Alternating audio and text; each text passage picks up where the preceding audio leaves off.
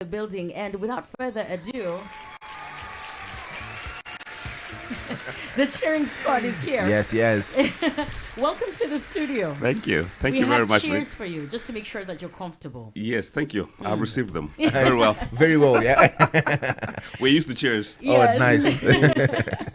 I hope you're having a good morning. When we were, preparing for this interview, I thought to myself, okay, it's a Friday, and this is a quite a heavy conversation to have. It is, yes. But it is necessary. And there's certain areas that we need to break down, including the fact that, counties have been arguing about there's too much focus given to, the national government. And when it comes to devolution, you can't separate the money part and, of course, how a lot has been working for different counties. There are two ways of ensuring counties adhere to the provisions of the PFM Act regarding the wage bill ceiling of 35%. What is the PFM Act for anyone who's listening in right now?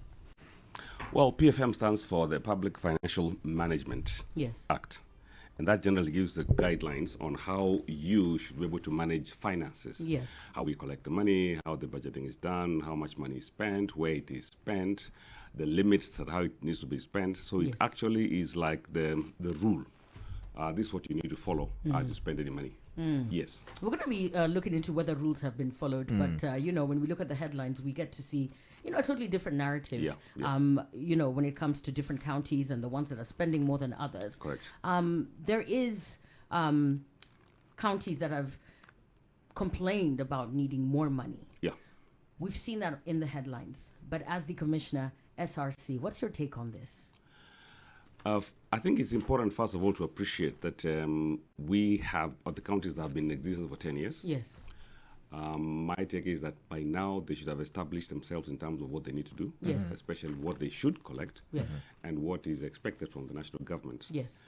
From our perspective, I think most of the counties started off not really exactly knowing what is going to happen. Yes. And I think in the process of stabilizing, they've realized there are things that actually need to be put in place for them to operate optimally. Yes. Of course, the biggest area where is the easier place to spend has been on the HR, on the human resource. Yes. And that's why the wage bill comes in. Yes. Wage bill of necessity is not necessarily bad, but you see, if you're just hiring people and they're not producing, then you have a problem. I think that's where the issue is. So asking for more money for me, I think must go in line with productivity. We must see what's happening. They always say it's the chicken or the egg. Do I give you more to produce more? Do you produce more, then I pay you more? Yeah. I come from the stand of you produce more, then I pay you more. And I think that's where the essence, the issue is.